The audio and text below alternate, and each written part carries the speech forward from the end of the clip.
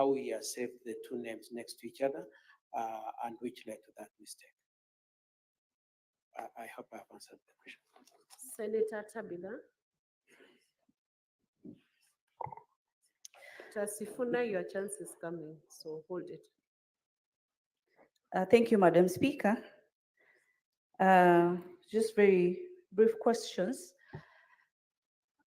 For how long have you known the DG, and how has your work relation been with him since you've been the MD for the last 1.5 years in the institution that you work? And secondly, in both your statement and your affidavit, you have a key word named approached. Would you state before the Senate when you say, Robert Monda approached me saying, how was the approach? Was it physical? Was it a phone call? Was it an email? How was the mode of the approach that you stated? When you sent the money back to Mr. Monda, what was his response? And when he approached you for a request of a candidate, what was your response to him? Thank you, Madam Speaker. Madam Speaker, thank you. One, I've known His Excellency Dr. Robert Monda from the time they got into office, that is from August 2022. Relationship in the workplace, it has been a positive relationship because he is a stakeholder.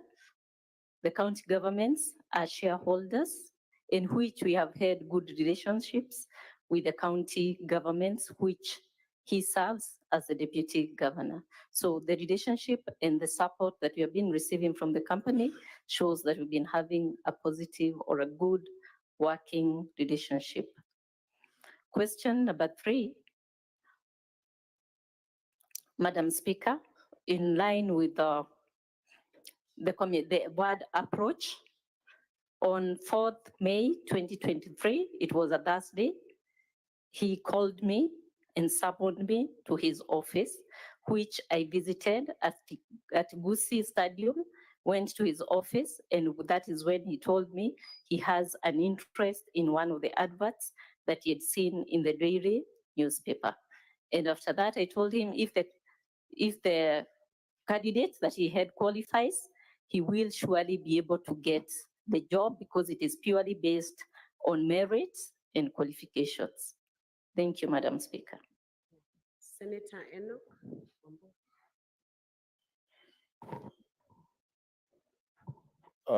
Thank you, Madam Speaker. Just 2 questions, quick ones. Madam Lucy, did you have any other cash transactions with the deputy governor before 20? Have you dealt money with him before you received this M-Pesa from his account? And secondly, when you called him on 29th,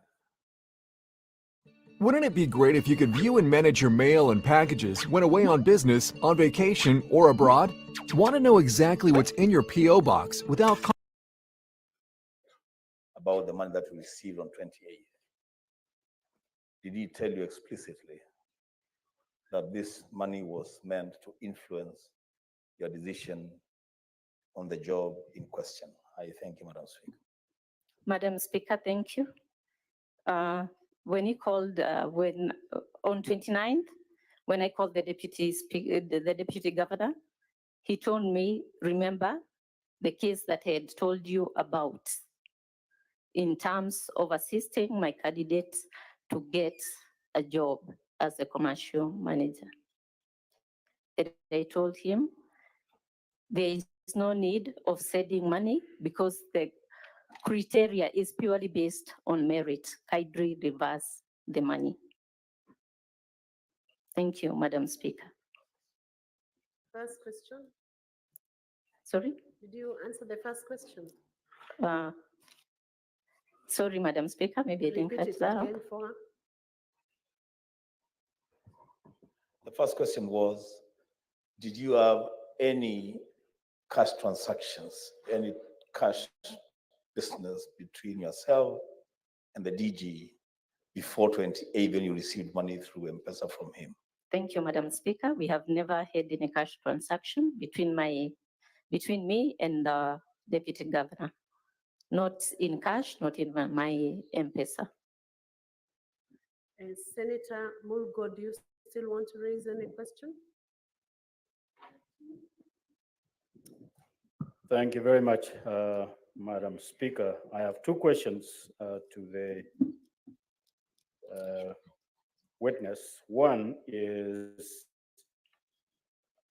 what did you see on your message? Did you see 100,000 or did you see a name with it such that you are comfortable overnight with the money and not uncomfortable such that you would, seek as to who is the sender and probably send it back?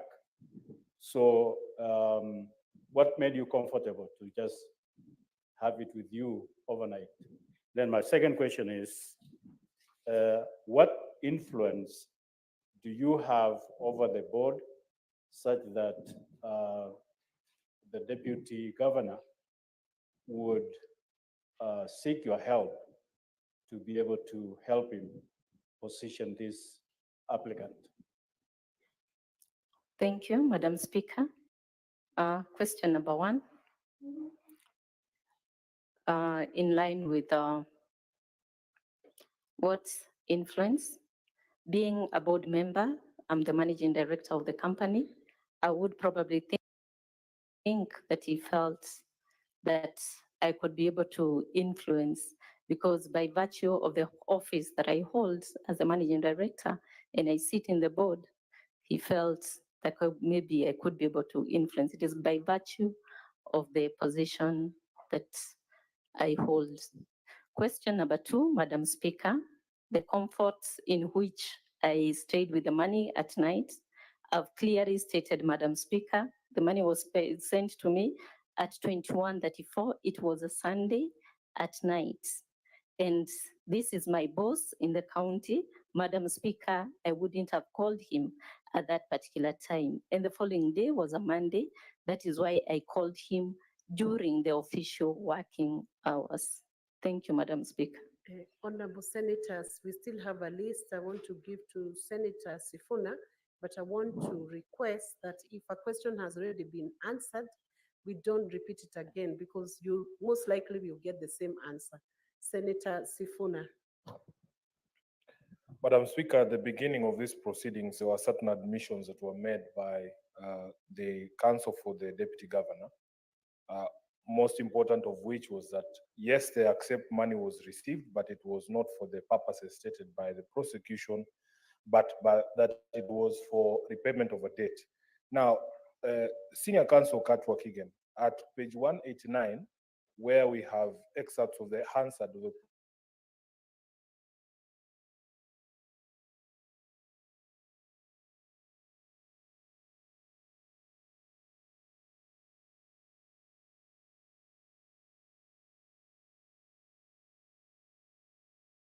isn't it a fact, if the answer is to be believed, that in fact this question of whether the DG spoke to the MD at Guasco on this request or not has already been made?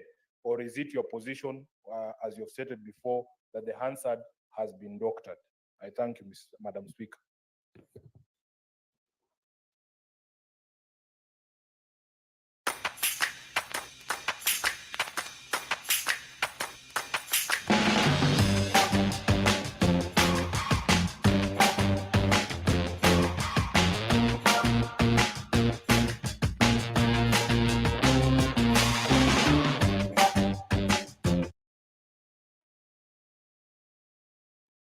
Proceed. Lucy. Our position is that, no, we do not say that that part of the answer has been doctored. We do not contest that.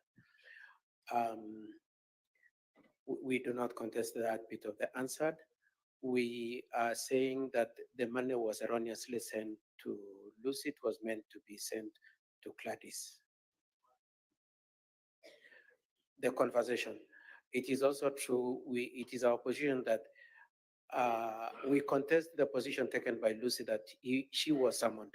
It is our position that they met casually, and the deputy governor said in passing that a friend of mine's son has applied, and that Lucy in response said exactly what she has said now, that if he qualifies, well and good, and nothing else, nothing beyond that casual comment, and that the issue of being someone is untrue.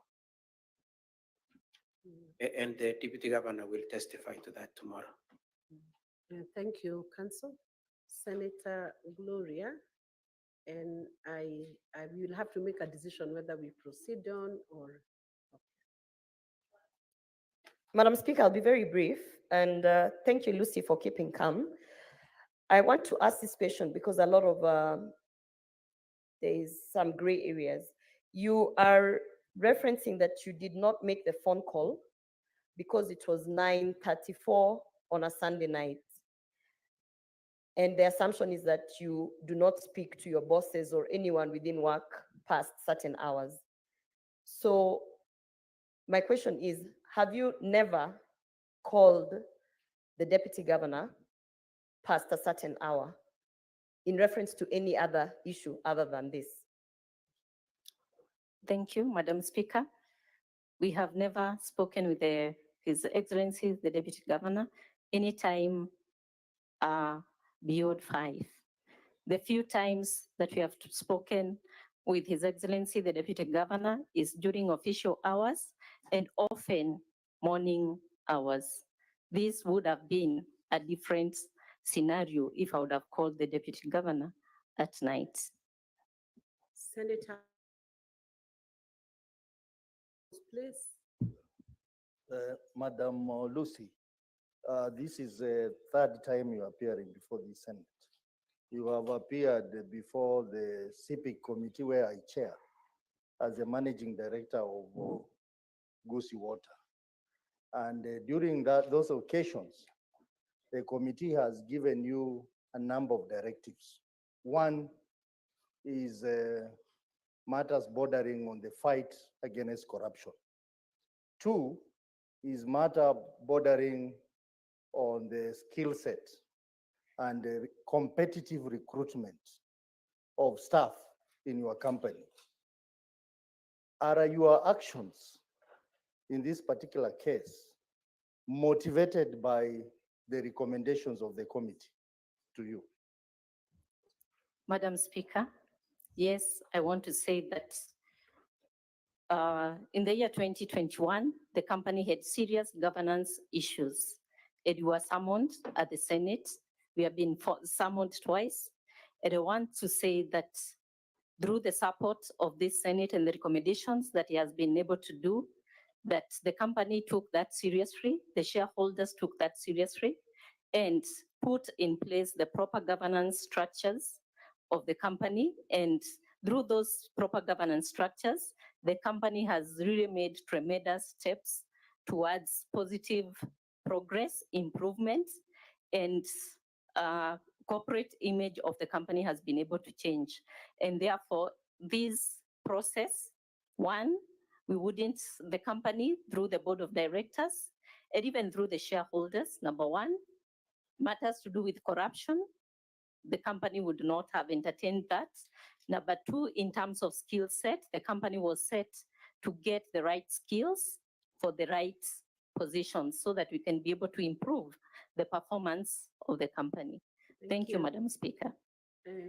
Senator Chute, you take under 1 minute to ask your question, and then maybe at 9:10, we move on to the next witness.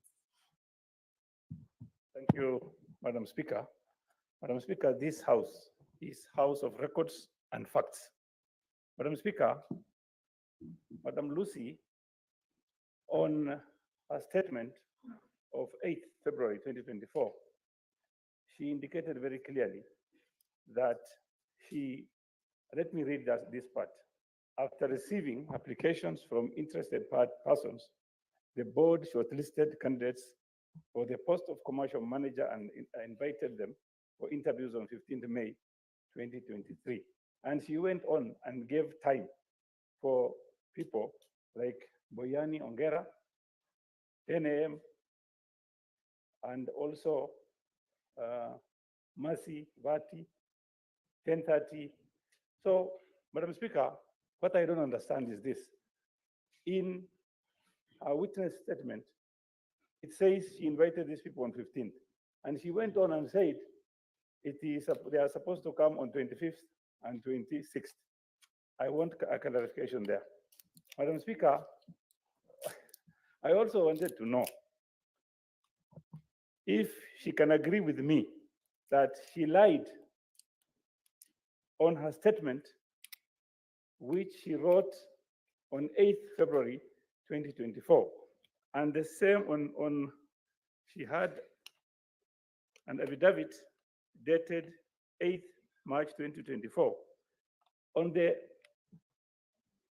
statement of 8th February, she said the Honorable Deputy Governor kept quiet. How can she forget? In February, she said the Deputy Governor kept quiet. Again, on her affidavit, which is only a month after that, she says, oh, he told me I'm giving you this money because of this and this. I think, Madam Speaker, let her agree with us that she lied on the statement she gave, which is of 8th February 2024. Thank you, Madam Speaker. Can you tackle that very quickly, Madam Lucy? Thank you, Madam Speaker. I didn't lie. It's only that the statement was not made on under the Commissioner of Boards. And that is why I clarified by saying I stick with my affidavit that I swore. Senator Eric Okongo. Yes, this is to my learned friend, Senior Kato. At page 26, the money was sent by error to number 0724616288. That's to Lucy Wahito.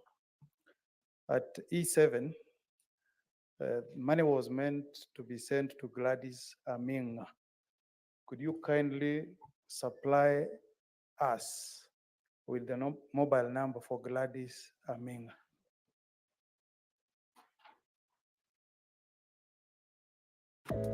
My name is Evans, and I'm in the tech industry. The reason why I came to Mogo was to get financing, and the reason for this finance was to sponsor my kids since I was changing them, from one school to another, which needed a bit of capital. I knew Mogo through social media, through friends, and also through your sales representatives. Application was physical. One of your agents directed me to the office at Kitengela, whereby I went and applied from there. The reason I chose Mogo is because at that time, it was the only organization that I knew that used to issue logbook loans. And also from the service that I got when I came here, it was very smooth, no hiccups, and a lot of assistance from the representatives.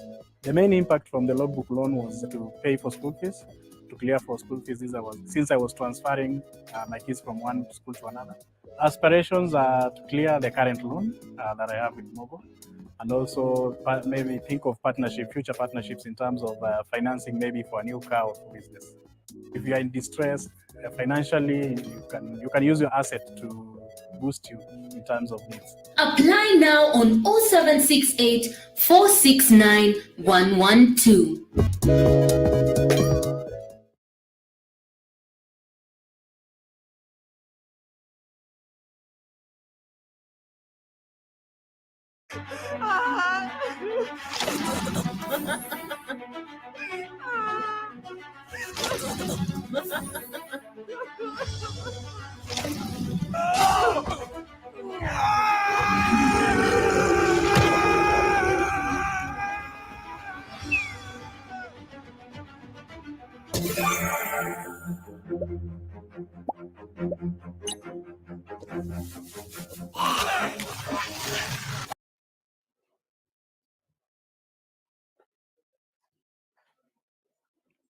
Council, take that.